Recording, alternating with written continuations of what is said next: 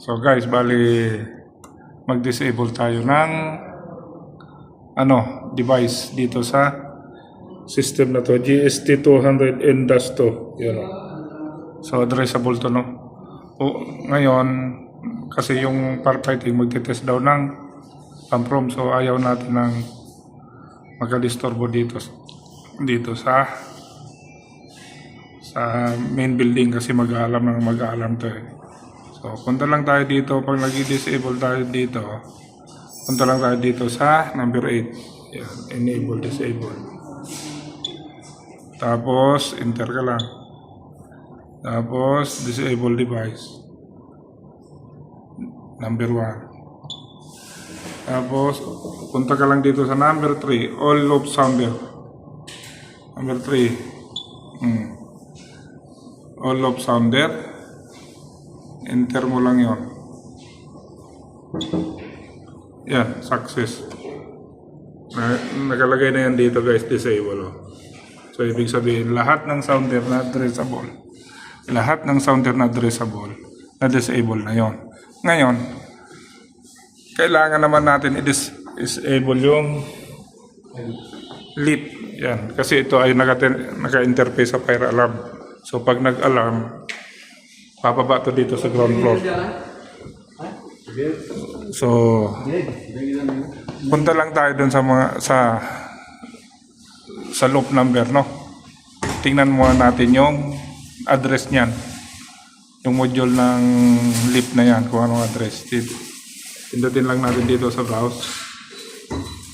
Number 1, lock devices, number 1. Tapos punta tayo sa number 2.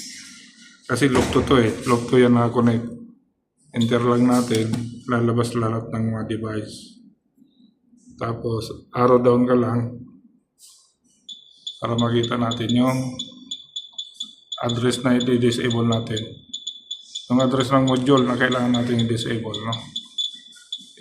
Down ka lang. Makita nyo naman dyan, no? Kung ano yung nakalagay. Optical, MCP, heat. Optical smoke detector yon, yung MCP, manual call point yon. Tapos yung heat detector yon. So, punta lang tayo dito sa, hanapin natin yung address ng elevator.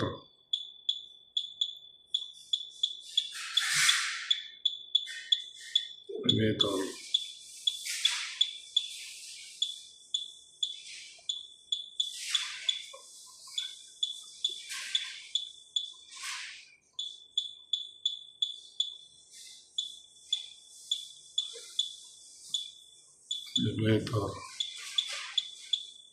Yan o. Kung makita nyo, loop 2, 128 elevator. So, ibig sabihin, yung address na yan ang i-disable natin. Kaya, escape lang tayo ulit. Escape. Tapos, escape ulit. Punta tayo dito sa number 8 ulit. Enable, disable. Yan. Pindutin natin to.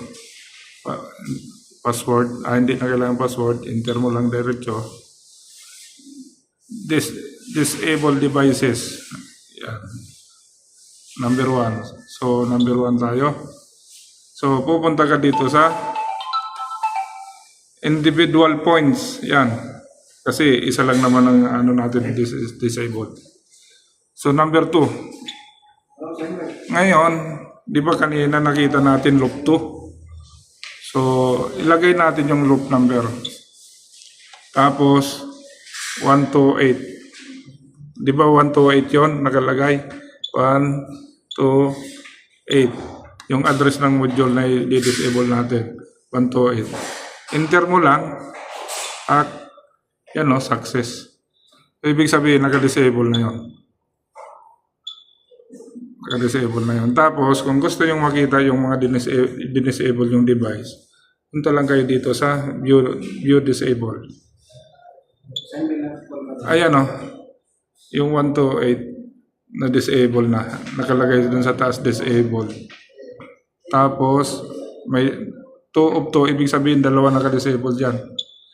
Tapos, yung all loop sounder, yung disable natin kanina. So, ganun lang guys ang pag-disable dito sa GST-200-2 yung model na ganito. So yun, maraming salamat po.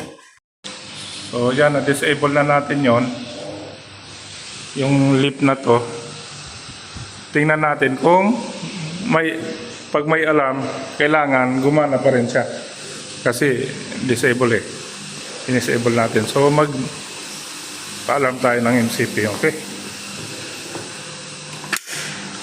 Para ma-confirm lang natin. Ayan, nag-alarm na. Yung sounder pala, hindi yun gagana ha. Hindi gagana yung sounder kasi nga naka-disable na. So yun. Gumana pa rin, oh. So ibig sabihin, kahit may alarm. Kasi itong leaf, pag naka-disable yan, during alarm, kailangan bumaba to sa ground floor. Hindi gagana, nakabukas lang siya. Yan, oh. May alarm tayo, MCP.